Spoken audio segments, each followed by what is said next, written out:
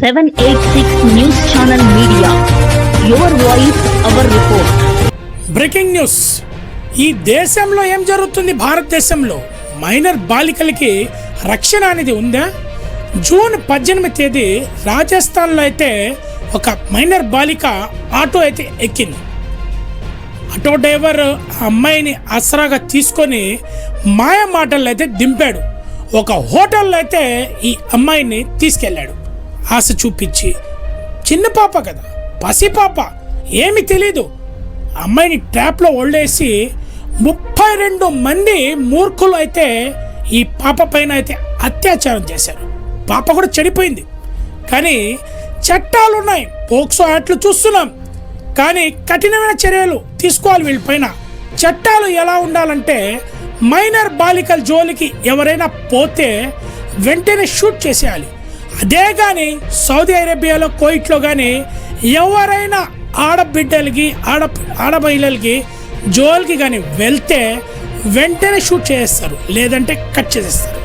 ఆ విధంగా అయితే ఈ భారతదేశంలో చట్టాలు అయితే రావాలి.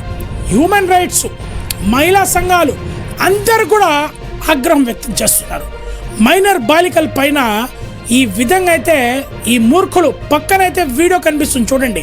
పోలీసు వాళ్ళైతే 32 మందిని అయితే అరెస్ట్ చేశారని చెప్పి సమాచారం అందుతుంది. కానీ ఇంకొంతమంది అయితే ఈ విషయాల్లో అంటే ఈ ఘటనలో మొత్తం ఎవరైతే నిందితులు ఉన్నారో కొంతమంది అయితే పరాలీలో ఉన్నారు. పోలీసులు అయితే గాలిస్తున్నారు. కానీ వీళ్ళకైతే ఉరి తీయాలి. 786 మీడియా తరఫున అయితే ఆడబిడ్డలకైతే మేము రక్షణగా నిలబడుతున్నాం.